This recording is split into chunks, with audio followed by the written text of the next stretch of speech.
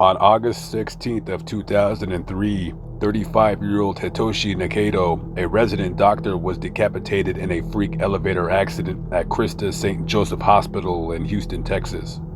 According to the Harris County Medical Examiner's Office, Dr. Nikaidoh died from multiple blunt force injuries to the head and body.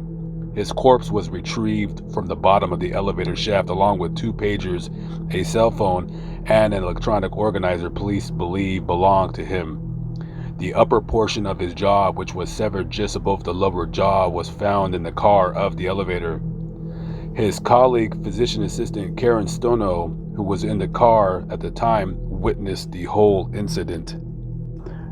Miss Stono told police the elevator had been out of service for a few days prior to the tragedy, but at the time of the accident, the out of service sign had been removed.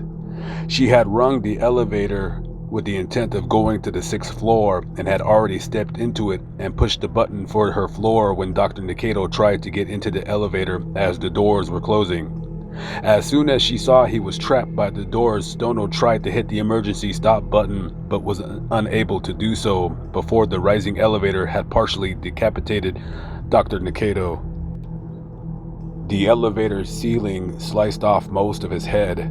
His left ear, lower lip, teeth, and jaw were still attached to his body, which fell to the bottom of the elevator shaft.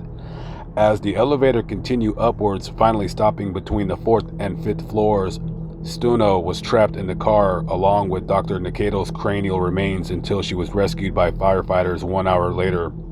She was treated in the hospital's emergency room for shock. The cause of the deadly accident was a mystery. Elevator doors should not shut when there is something between them thanks to sensors mounted in the doors. Also, a set of contacts in the door should have kept the elevator from moving if the doors are not closed, yet both of these things reportedly happened. Currently, we are in downtown Houston, and this is the hospital, St. Joseph Medical Center. This is where Dr. Nikaidoh lost his life in that horrific accident. It's a pretty big hospital here. And it never ceases to amaze me, these very odd stories you hear about people dying in just the odd ways.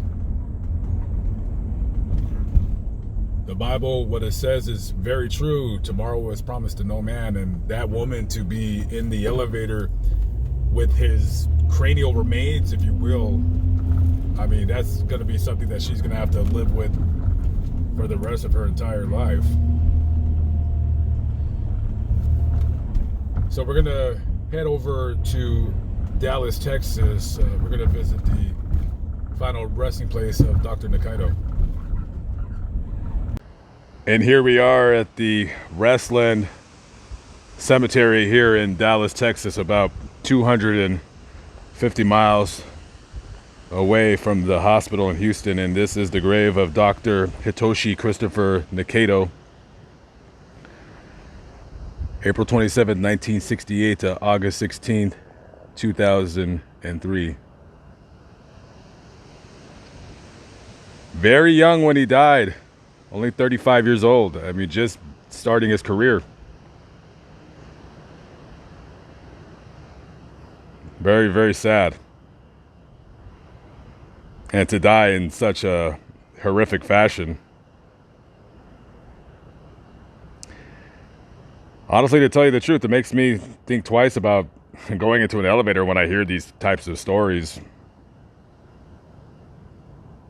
Rest in peace to Dr. Nikaidoh, and condolences to his family members. Just a tragic accident that never needed to happen. All right, guys, I am Lamont at Large. I'm signing out. I will catch up with you on the next vlog. Thank you for watching. Peace out.